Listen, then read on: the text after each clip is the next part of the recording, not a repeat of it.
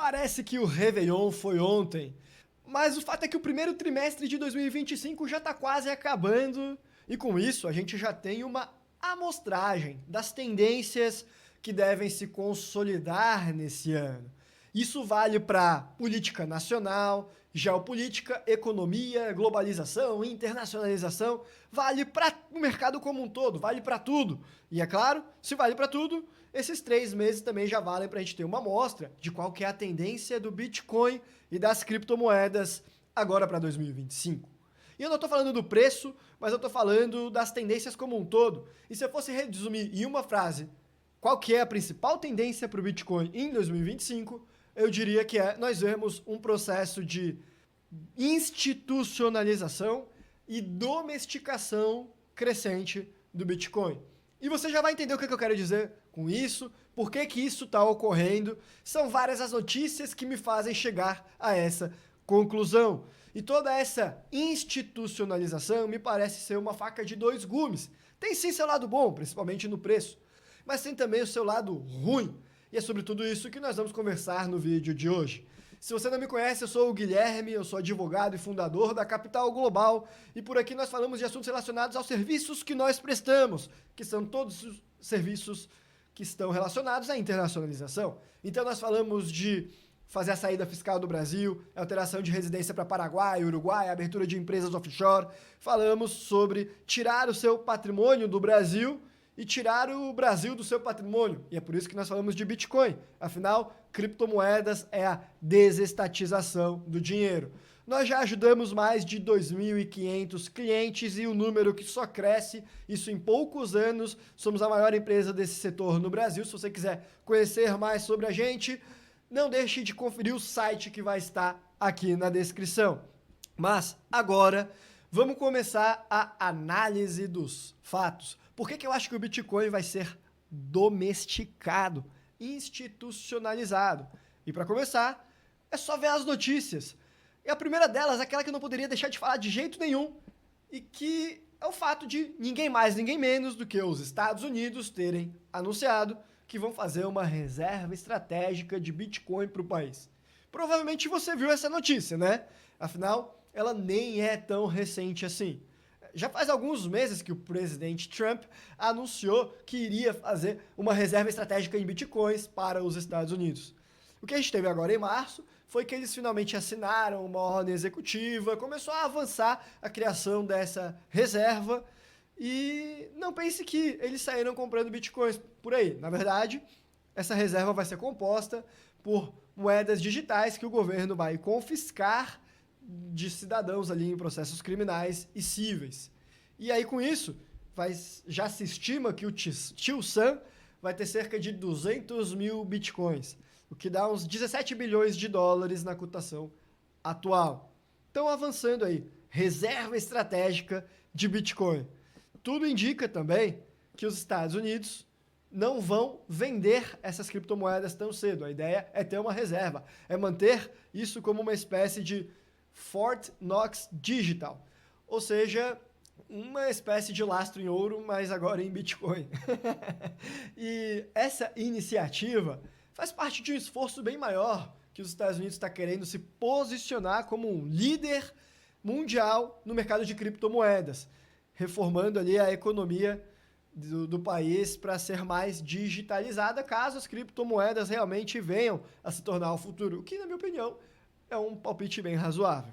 E aí o Departamento do Tesouro dos Estados Unidos vai ser o responsável por administrar essa reserva de bitcoins e garantir que eles sejam mantidos como um ativo estratégico de longo prazo, que não vai ser vendido, salvo raras exceções.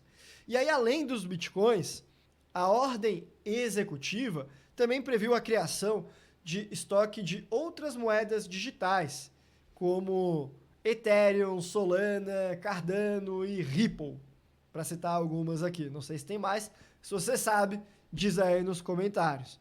Pois é, Estados Unidos fazendo reserva em Bitcoin. E não para por aí não. Teve uma notícia recentíssima. Sexta-feira, dia 7 de março de 2025.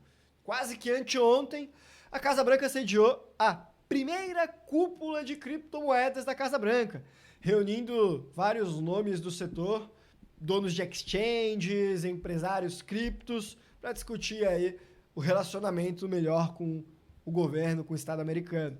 E o evento contou com figuras de peso lá, como o Brian Armstrong, que é o CEO da Coinbase, o Vlad Tenev, que é o CEO da Robinhood, e o Michael Saylor, que você sabe, é o presidente da MicroStrategy.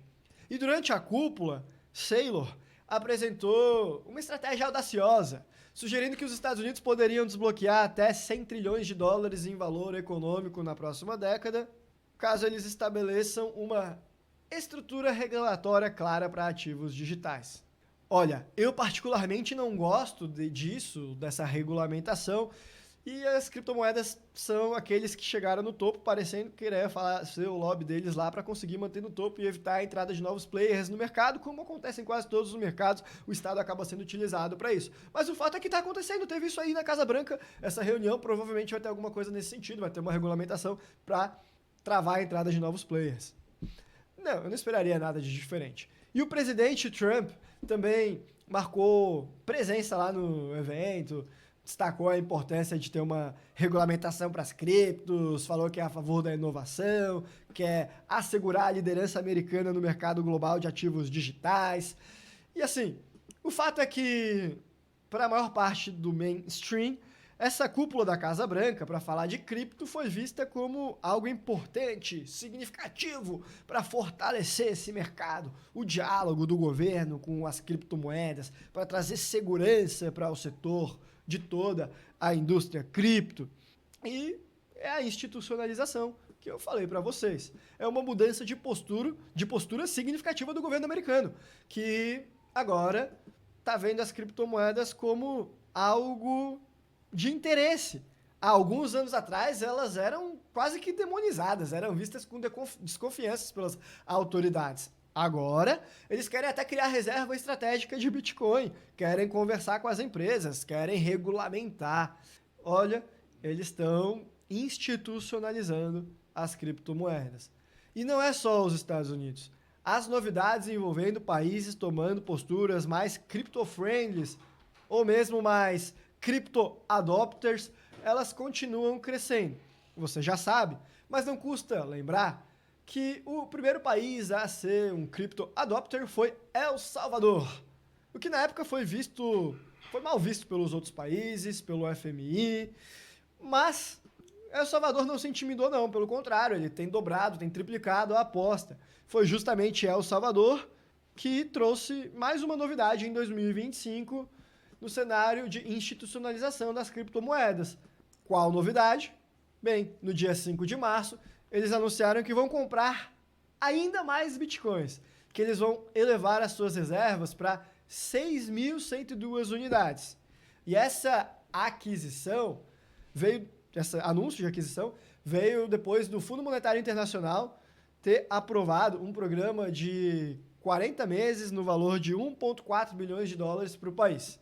Provavelmente ele só não tinha comprado antes, porque ele estava com medo disso atrapalhar a autorização do Fundo Monetário Internacional para liberar esses valores para eles. Uma vez que foi liberado, aí agora ele foi lá e comprou, apesar do fundo FMI não ter gostado nada disso, ter falado que achava meio complicado o governo El Salvadorenho acumular um pouquinho mais de bitcoins. Tá, você acha complicado, mas já liberou os valores, então que fique achando. Ele foi lá e comprou, o que mostra a confiança de Bukele, presidente deles lá, no futuro das criptomoedas. Hoje, El Salvador detém cerca de 550 milhões de dólares em Bitcoin e eles querem aumentar. Aí nós tivemos também, em janeiro de 2025, a revelação do governo de Butão, e eu duvido que você saiba onde fica o Butão. Eles revelaram que estão com aproximadamente 750 milhões de dólares acumulados em Bitcoin em decorrência de mineração que eles têm realizado por meio de um braço de investimentos soberanos do Butão e que eles estão, inclusive, expandindo essa operação de mineração de criptomoedas. E vale dizer que essa quantia de Bitcoins representa cerca de 28% do PIB do Butão, o que mostra outro país que já está aí realmente bastante otimista com o cenário cripto.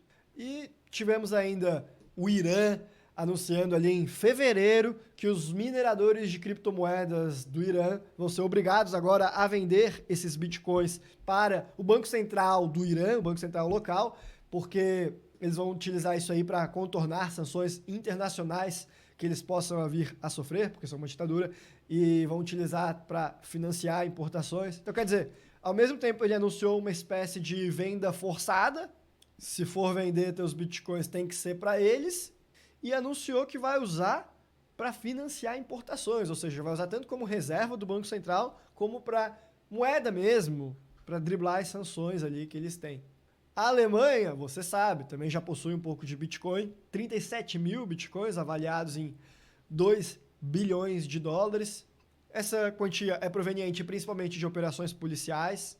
Hong Kong também começou a considerar a criação da sua própria reserva de Bitcoin. Na Venezuela só se usa Bitcoin em dólares, nem se fala. Aí tivemos a Ucrânia, que agora acabou integrando a possibilidade de fazer pagamentos com criptomoedas em serviços governamentais, isso em março de 2025, recentíssimo.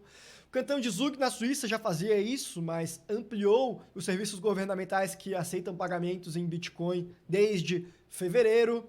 Aliás, Zug, na Suíça, já tem bastante coisa em cripto, não à toa que é conhecido como o Crypto Valley.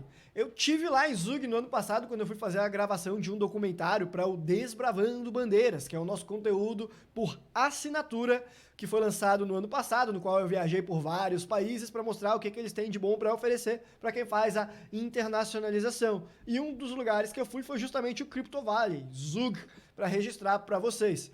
Esse conteúdo não está disponível para compra nesse momento, mas provavelmente eu vou abrir esse carrinho novamente em algum momento, portanto, eu recomendo você fortemente a se inscrever no canal e acompanhar o nosso conteúdo para ficar por dentro assim que essa oportunidade de obter esses documentários, que ficaram bem bacana, ressurgir aí, certo? Então, o fato é que desde Estados Unidos até o Irã, passando por Ucrânia, Butão, El Salvador e vários outros países, perceba que o Bitcoin está sendo adotado pelos estados. E esses movimentos globais refletem uma tendência de diversificação das reservas nacionais e podem influenciar a forma como vários países e instituições vão enxergar a adoção do Bitcoin, que antes era quase que um tabu, agora cada vez mais tem sido mainstream, inclusive por estados, inclusive por empresas privadas também. Empresas privadas, você sabe, elas estão de olho nos bitcoins e nas criptomoedas até antes mesmo dos estados. Elas veem nas criptomoedas uma estratégia de poder alavancar os próprios negócios. Recentemente, alguns bitcoiners ativistas da criptomoeda têm se organizado para incentivar de forma mais enfática que as empresas comecem a adotar os bitcoins em seu balanço, principalmente aquelas empresas que estão em dificuldades, como uma estratégia para melhorar a receita e potencialmente transformar as operações da empresa. Nós temos, por exemplo, o Matt Cole, que é o CEO da Strive Asset Management, que sugeriu que a GameStop investisse em Bitcoin, argumentando que empresas com caixa disponível deveriam considerar essa hipótese como uma estratégia para melhorar esse caixa, já que o Bitcoin tem aumentado o seu preço e o poder de compra dessas empresas por conseguinte, recentemente. E olha, isso não é uma tendência isolada ali da GameStop.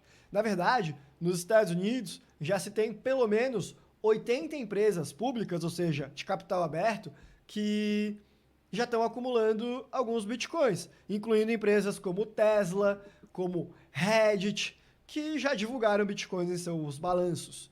Um caso bastante emblemático, diga-se de passagem, é justamente o da MicroStrategy, do Michael Saylor, que depois de investir pesadamente em Bitcoin, na época que aquilo tudo ainda era mato, viu o valor das ações da MicroStrategy disparar, porque era uma das formas, mecanismos que as pessoas tinham para conseguir acessar Bitcoin pelo mercado tradicional, institucionalizado. Então, um fundo institucional, muitas vezes, teria uma dificuldade de fazer a compra de um Bitcoin, mas ele poderia comprar ações da MicroStrategy, e foi o que acabou fazendo essa disparada das ações da empresa na ocasião. Na ocasião, a MicroStrategy era a maior detentora corporativa de criptomoedas, com uma capitalização de 87 bilhões de dólares. Não sei se ainda está no topo, mas certamente ainda está nas primeiras posições. Aqui no Brasil, a gente tem visto esse fenômeno começar. Recentemente, a empresa Melius, que também tem capital aberto, adotou uma nova estratégia de tesouraria e decidiu que vai investir 10% do seu caixa em Bitcoin. E aí a empresa adquiriu quase 46 Bitcoins por aproximadamente 4,1 milhões de dólares. E a intenção dela aqui é buscar um retorno de longo prazo com esse ativo. E como é sabido, desde janeiro de 2024, do ano passado lá, quando a BlackRock entrou no setor com o lançamento lá do iShares Bitcoin Trust, esse crescimento na adoção do Bitcoin não é só por empresas, mas também por fundos institucionais. Da BlackRock para cá, o número de fundos listados em bolsas de valores com exposição a Bitcoin é bastante crescente. E não só dos fundos listados em bolsa, mas também fundos de hedge, consultorias de investimento, fundos de pensão. Muita gente tem demonstrado interesse crescente em comprar Bitcoin, refletindo uma tendência mais ampla da adoção institucional da criptomoeda, seja pelo Estado, seja por empresas, seja por fundos e outros players do mercado financeiro. A adoção do Bitcoin é uma realidade, é um caminho sem volta. O pessoal está começando a ver cada vez mais a importância de vê-lo como um ativo de reserva. E isso que a gente está falando só dos big players. Provavelmente, se você for ver pequenas empresas, também vai ter muita gente explorando essas estratégias. Só que aí é mais difícil de a gente conseguir obter informação. Mas eu vi lá a KULR Technology, que saiu na mídia, que decidiu que uma parte significativa do seu caixa excedente ia para Bitcoin. E essa empresa ainda tem ação aberta, né? Embora seja pequena. Nos Estados Unidos tem disso. Mas temos as empresas que, poxa, são privadas, aí é mais difícil ainda da gente saber se elas estão adotando bitcoins ou não, mas eu diria que deve ser um número já bastante significativo de empresas que tem no caixa. Então, como você pode perceber, o Bitcoin está cada vez mais popular. E isso significa que o Bitcoin está se tornando um animal domesticado. Um animal domesticado. E é agora que eu vou explicar por que eu não vejo toda essa movimentação com olhos tão bons assim, porque eu vejo problema em tudo isso. O que acontece é que a institucionalização do Bitcoin, na minha perspectiva, ela não é para fortalecer a indústria cripto. Pode até fortalecer ali para os players regulamentados, mas para a essência do Bitcoin, ela é uma verdadeira deturpação da principal razão pela qual essa criptomoeda foi criada para começo de conversa. Ou melhor, é mais do que uma deturpação da sua função original. É transformá-lo em sua antítese, é torná-lo o oposto do que ele veio ao mundo para ser, para significar. O Bitcoin nasceu com a promessa de ser o dinheiro livre, de fazer o indivíduo recuperar a soberania sobre os seus bens.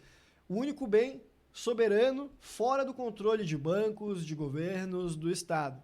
Só que com o tempo, ele foi chamando a atenção justamente dessas instituições que antes ignoravam ou até atacavam o Bitcoin. E hoje, vendo que não conseguem controlar, ou melhor, que não conseguem impedi-lo, eles resolveram se aliar ao Bitcoin e grandes bancos, Estado, estão entrando nesse mercado como uma forma de institucionalizá-lo e, portanto, controlá-lo, por meio de compras diretas, de ETFs, serviços de custódia, obrigar até a venda forçada, como no caso do Irã. E isso significa que cada vez mais pessoas estão investindo em Bitcoin sem realmente possuí-lo, apenas investindo através de intermediários. Ou seja, tem muita gente que antes iria comprar um Bitcoin e fazer a autocustódia, mas agora eles compraram um ETF da BlackRock. E eles estão comprando Bitcoin de forma domesticada, de forma institucionalizada, através de intermediários, através de parte do sistema financeiro tradicional. Então, em vez de o Bitcoin substituir os bancos, na verdade o Bitcoin está sendo absorvido pelas instituições financeiras. Ele está sendo domesticado. É como se você tivesse um leão dentro de uma jaula. Além disso, os governos, eles perceberam que eles não podem simplesmente proibir o Bitcoin, que isso está além da capacidade deles, mas regulamentá-lo eles conseguem. Então agora, em muitos países, quem compra e vende criptomoedas precisa declarar no imposto de renda, algumas exchanges exigem a identificação completa dos usuários, o QIC. Quando eu comecei a investir em Bitcoin, nada disso era necessário, pessoal. Isso tudo aí já é um avanço da regulamentação na intenção de enjaular o Bitcoin. Alguns lugares têm até propostas de restringir a compra de hardware wallets, aquelas carteiras físicas que o pessoal guarda as criptomoedas, tornando mais difícil a posse com maior privacidade, quem sabe até anonimato dessas criptomoedas. Aos poucos, o fato é que essas regras têm minado a concepção original do Bitcoin. A ideia de ter um sistema financeiro descentralizado, com privacidade, e tem forçado os usuários a seguir normas que vão contra a sua filosofia original do Bitcoin. Ah, mas só segue quem quer. É, mais ou menos. Se você mora no Brasil, mesmo que você não queira seguir, a Receita Federal, ela já regulamentou ali a obrigatoriedade de você declarar as criptomoedas na Instrução Normativa 1888 de 2019. Foi o primeiro passo. E tudo piorou depois que foi sancionada a Lei 14.478 em 2022, que foi conhecida como a Lei dos Criptoativos. E piorou ainda mais com um anúncio recente de que eles querem mudar ali as formas como você tem que fazer a declaração de criptomoedas na sua declaração do imposto de renda de pessoa física, para que você dê ainda mais informações no campo bens e direitos. Então, assim, se você quiser usar do Bitcoin com toda a autonomia que ele permite você utilizar, você vai estar necessariamente tendo de infringir essas normativas legais, que supostamente foram feitas aí para prevenir fraude e lavagem de dinheiro. Tá bom, me conte mais. Vou fingir que eu acredito. O fato é que foi feito essa domesticação, seja para fins de combater fraude ou para fins de controlar mais você. Foi feito e está avançando a todo vapor. Cada dia mais regras, mais leis. E você fala, mas eu quero ver eles virem aqui e me forçar a declarar meus bitcoins. Eu quero ver eles virem aqui e confiscar os bitcoins. Porque, pela tecnologia, eu consigo exercer a plena autonomia, ainda que eu esteja infringindo a lei. E boa sorte deles para tentar me fazer seguir a lei. Vai ter quem faça isso, vai ter quem fale isso, até aqui nos comentários, possivelmente. Mas vocês são exceção. Há um movimento que, na minha opinião, é ainda mais incisivo de controle da mente das pessoas quanto à concepção do Bitcoin. Quando os bancos, os governos, eles têm promovido a ideia de utilizar o Bitcoin, é porque eles querem que as pessoas adotem dentro do sistema financeiro tradicional deles. E eles falam que lá é mais seguro, que lá é mais conveniente. E de fato é. O Pix é mais conveniente, as pessoas adotaram o Pix. Daqui a pouco elas vão adotar o Bitcoin dentro do sistema financeiro tradicional, porque também é mais conveniente, se elas forem adotar. Então, muitos veem no Estado como um selo de segurança. Se o Estado falou que aqui é mais seguro, mais conveniente, se o meu gerente do banco falou para fazer assim, eu acabo fazendo sem questionar. Muitas pessoas fazem isso. E assim como um lobo criado em cativeiro pode começar a agir como um cachorro, sem perceber que, na verdade, ele é muito mais do que isso, tem muito mais força do que isso, os usuários de Bitcoin também podem se acostumar com um ambiente de controle, sem perceber que eles estão perdendo todo o potencial de liberdade financeira que a criptomoeda tem o condão de lhes proporcionar. Essa domesticação do Bitcoin lembra muito aquela alegoria da caverna de Platão. Naquela história em que os prisioneiros vivem desde o nascimento dentro de uma caverna, vendo apenas as próprias sombras projetadas na parede, e para eles, aquilo é a realidade. Para eles, se um deles conseguisse sair e enxergar o mundo real, os outros prisioneiros não acreditariam nesse que saiu e até resistiriam à ideia de sair da caverna. E aqui no contexto do Bitcoin, a domesticação funciona da mesma forma. Quando eles conseguirem botar a maior parte da população dentro do sistema financeiro tradicional, moldando a narrativa de que o Bitcoin só é seguro e legítimo quando dentro de bancos, dentro de ETFs, muitas pessoas vão começar a aceitar isso sem questionar. Vão achar que fora do sistema tradicional, o Bitcoin é só utilizado aí por traficantes e bandidos e lavadores de dinheiro, e nada mais longe do que a verdade. Mas muitas pessoas vão acreditar nisso sem questionar. E quem tentar mostrar que ao comprar o Bitcoin domesticado, você está limitando o verdadeiro potencial da criptomoeda, que está na descentralização, que está na devolução da autonomia sobre os bens, que está na liberdade que ele te proporciona, aí quem vier com esse discurso que eu trago aqui pode acabar sendo visto como alguém radical, talvez até mesmo como uma ameaça ao sistema, às instituições. E é exatamente assim que as amarras mentais são construídas, são criadas. A domesticação, ela não precisa ser imposta com força. A institucionalização do Bitcoin, ela é na base do convencimento da pessoa comum, do cidadão médio, de que seguir com a compra dentro do sistema é a opção mais sensata, dá menos trabalho, não precisa ficar declarando tanto. E se os bancos conseguirem consolidar essa visão, e principalmente os estados, aí o Bitcoin pode se tornar apenas mais um ativo financeiro comum, perdendo toda a sua essência revolucionária. No fim das contas, quem quer manter a liberdade financeira precisa sair da caverna de Platão e enxergar a realidade por conta própria. E a pergunta que fica é, será que quando as pessoas perceberem isso, ainda vai ter tempo para recuperar a liberdade e escapar dessa armadilha, desse caminho da servidão?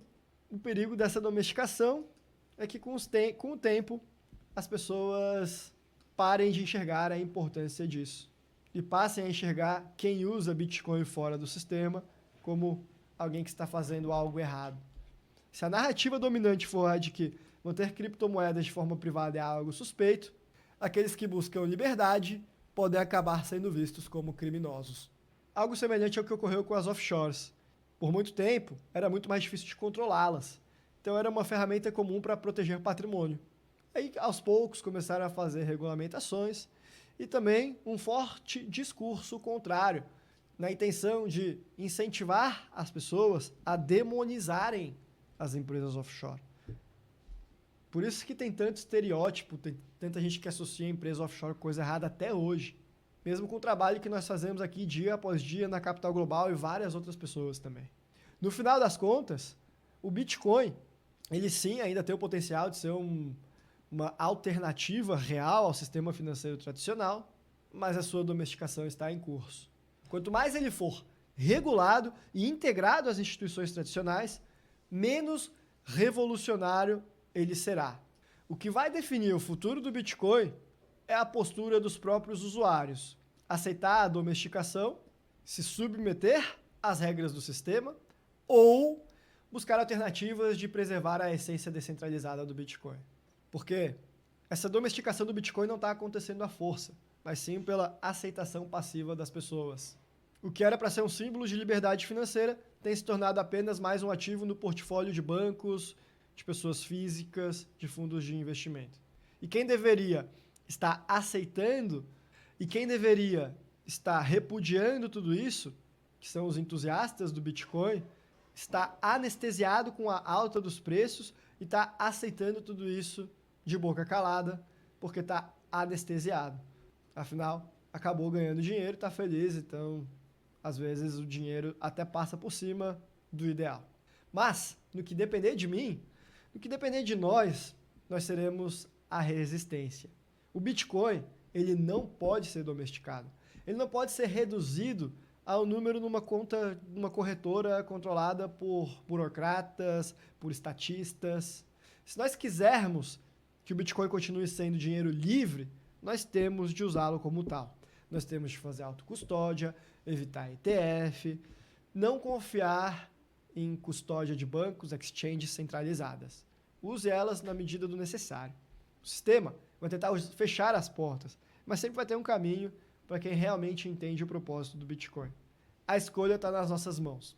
Ou lutamos agora para manter essa liberdade, ou daqui a uns anos vamos olhar para trás e vermos que deixamos escapar aquilo que tinha o potencial de ser a maior revolução financeira da história. Eu me chamo Guilherme e você está no canal da Capital Global.